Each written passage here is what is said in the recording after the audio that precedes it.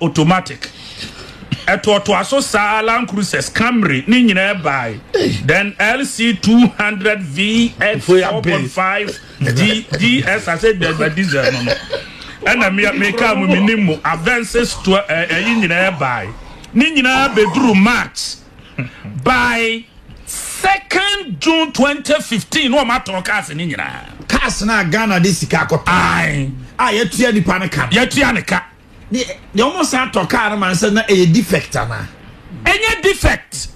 Anti presidency hobby ye vehicle transition point for corruption.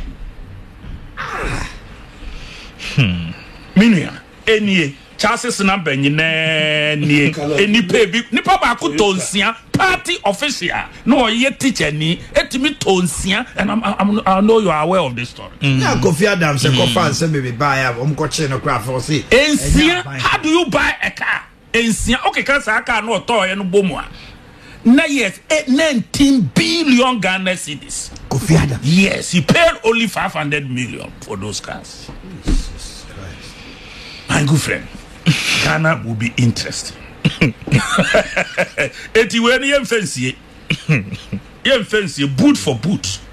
Car bin su bedru enti oman we dem de akere doso me car me nimu papa me car kra enye enti me head anim ka enti wo mo anim ka mu no bi a mo publish a onom benya mema mo copies next week me send a series of copies e de abremo me mfa ho ne wo awunya ye o hina awunya bi e publish ne ba mu a wasem asofu nyire ko gigibi etoto no sa ba heart ahemfo ko totobi politicians fefa no kwa wo mo girlfriend even media you yourself media for no be so totobi ni nyire e wa I'm turning $2,500. Tell you Land Cruiser V8 any $2,500 na me ka kire wo which is in Ghana now quite 100 million 100 million no I got turn maybe to be 50 million 50 million 5,000 Ghana cedis Land Cruiser.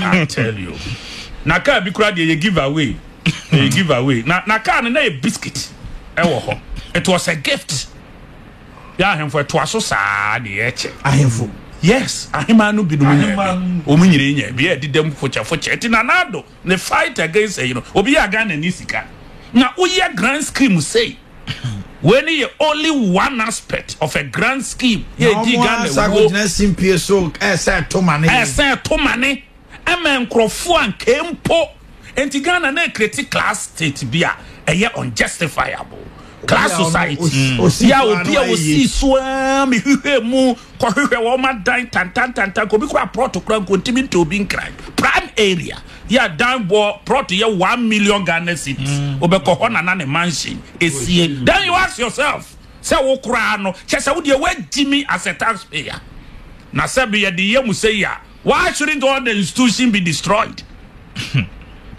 Anti-tin institution in say I understand it. The leadership was terribly bad. The former government, any other one of my Ghana, it was terribly bad as government. Na etina me kachira na de me de maniko suya hu no. Se nipa na mu a me kusibu afo me compare to the president. I've told him. Yes, I see you. Men fa hon sanka me so me didi peche cafe na aduru yeso ka me be award the contract yanka World Bank no di $50 million $250 million abeto maso ya me dey reforms ka busibu afu ka me yire e ko school na ko da VAT be mi num na ka saso say ya na me ma di ko school o di ase yes come see drinking sport am say come on one mo say but two ho nyina mo nom na muni machi o ti ase me call holiday o man ka me ba ye ka me see ase ha me jo particular say shia me Flagstaff house na me come V8 ntinka ati hodom na MPP ye bibi na nya untimenka. That is the society that we have. And Akufo-Addo coming to power no enye bi de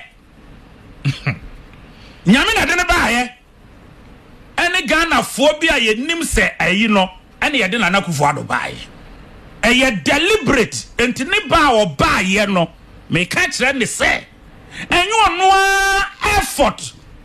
There was no way say grand scheme and no obetimi awin ni election no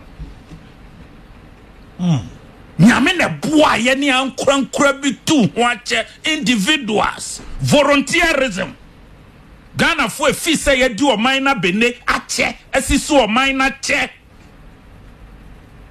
what you say it was total abomination to have NDC in power send this so de be pem na kedipa ahe homados esa be continue sadie wo ye a me di mani koso ya hui what is that how to run a nation samesa be biem we pa ye ncheme when say citizen vigilante.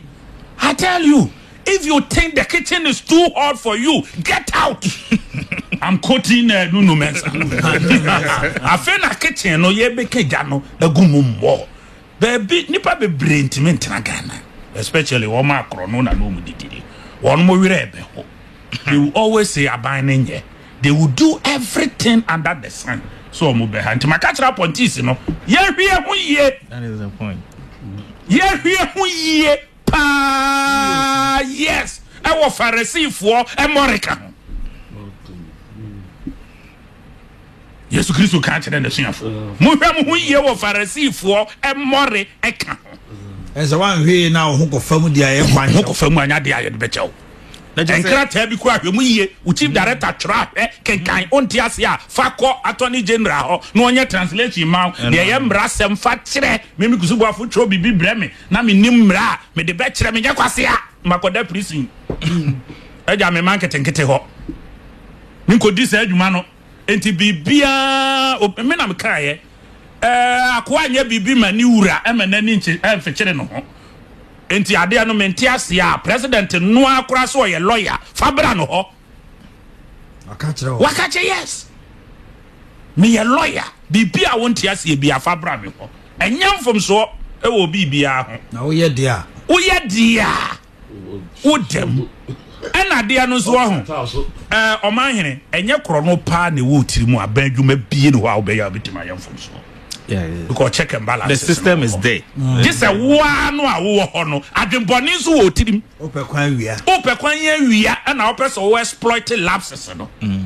Duru mra followers misremo. Ye nuanom mrantie ebe nkokora wa na edi sika ne ntimi ntu ne akire bi. Muna ye di munya ya hamo ate. Mwanye ye nyina munya dwumenye no eye ye mpanimfo nipa bomfo ene edi mu anim ebe ntem ye do obi kwa watade ebe mienu asensen na do ho wuyi ya ebrekura ensonkro nsuo wom te so prum ene ntefre na ade ahe na edi akire beje lorry fe froka we ye ko protect we minua wo yesa wuni munyansa ohu na akire wo ahokire Ghana ye damu yi no eye nia yempanimfo no na wo munye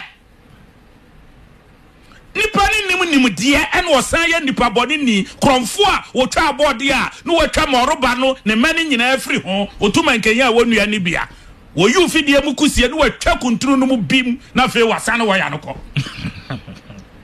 ebia enti ye nya mo hwe ye jamuka aduru mra ye be hyehyɛ wo a wuntimi aduru mra se ye ma obi hold public office enye se okotutu pa da guru ho se urade ahira no ni aponte wado nsaguti na ye ne edi akire se sabi kusibu afu di machi se manya position bi wo be pesika di wo boa unya bi ni ko ba de tiatia ko ba de na edi machi asonde mu akura wan rekura meje odi no di afroka eni machi bi wonya kro no na me kobo obi aso nya kro no MPP ni a obewie sika ye nche no me defend them say no ye nche no me kura me hu bia me di bi beba citizen me ne ko ye adwuma mbo se be ya ye be bo wo mo ti se edwie e wo Ghana ha ye nyi wo man free ho ayo ho be kire ye ntimi nye free education no ye ntimi nyi akwan papa because so this kind of court ye mfenko yi kwan kura wono be chedi wo ho yi kwan tantan bi ama abosum nsia na mo san tua enti ade pa na ye want to show as a nation pass here techere what do we have as a nation e kwan ba kokura be di 30 years ye di bi Ghana kwanfun kwani na e kwanfun ni patrimony na ya sisa akrabirifo ne nkwa chancha aba se ye leaders na mo medie so ada ide ne baaye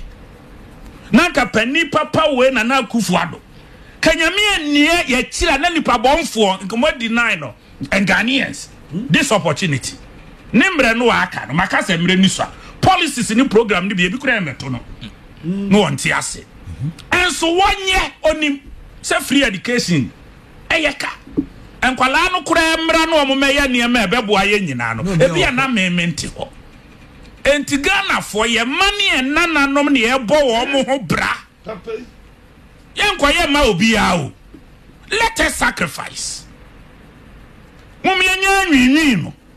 This is a very good precedent. Ya ye nya in 2008 ni anya yo tirimu de ni nipa bonsemo a kanya me no mienu kanya ne sa afrete ene ye de ne nam kanya ya apese kanya ne se atwe ahwini mu nwin kanya ne se enwuma gugu ye no kanya ne se scandals upon scandals ekoso Nanado will not pay equivalent of 140 million Ghana cedis to you, a person be there or one party no financial engineering. And warrior financial engineer. Why you misikano? Can they? What's the son? 140 million in dollar terms, 140 million Ghana. A bet me a feeding quada 48 days. Ghana for one more secondary school, 48 days. And that's it here, Kasubia. Nanki at your money. Enti ya call forward no minimum say NDC for be can be MPP for be can be Ghana ni be can be citizen vigilante NDC on Rawlings revolution ni create ni pa me ensembi omuhu ni asem wo NDC Ibn Chambers citizen vigilante Bati Hamidu and Dr. Kwesi Botwe Rawlings revolution be ni pa me ensembi and do no buy omo akanyira ikusi edua and pretenders fake Ntono kureda hwa usi epini Waye lucky say before his death ono an cherished personality say Amidu atimi anya position we no obe continue the wo mu believe Nana Kufuado ne Rawlings nyina believe in the same thing only say Rawlings did the FA coup and Kufuado so did the FA democratic dispensation Ntina omu behia wa ase omu bona say Bishop ka say aye na koma so ade yes mo nyina mo fa at the end of the day no mu kokoshia na mo akambo significantly no so what national events nansen no all our former presidents what is was steady the be hu omo at national events and omo ba with joy omo nya political so what you say a very significant thing at AC yes Adano Rawlings say when she anchi your mama ye no na na ha manfo onye pretender also no onye pretender as a twem fashion I sabo so resika ho ya se no a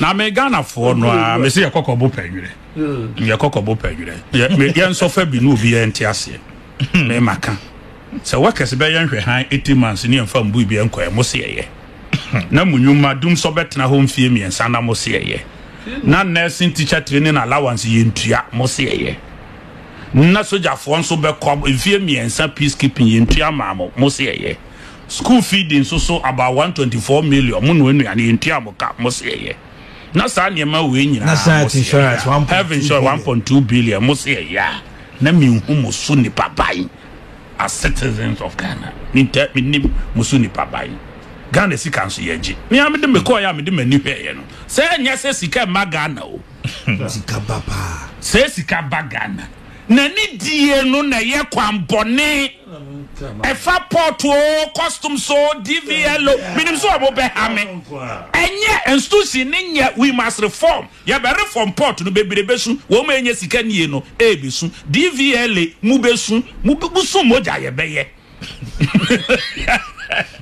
port ya very say passport no say niema no ne lands and say niema ni nyira ye baba ye be ye ne dindindin ye magana no nye se biem ye sisi nkwala che ye di wonya che empanifo ye wia wo man sika che ye nya field day ana mobro wa 40 hono mu no mu hwe ene wo mu si apini na abehuni akogu asonde asofo yesrem se na wo mu enye nso etwa wo no mu abe esan ka ho kakra no empo eje corruption no kura ise ho nyina kakra no kura no wo hwe nchine no de ama asofo ni bi koje V8 ni bi o cast madam for wo mo dem wo man mo dem wo mo dem den ana o mo ka ma no na ye media fo ni bi so akwaje bi mo ka mo dem celebrities mo dem celebrity wo mo dem wo mo yi from mo mai ai ti asofo ntim nkasa obi anka na de Nigeria fo kra se Osiofia no nyina ma me pe bi ani anko Osiofia dia fia kwa Osiofia edi we mu no e ba bonten a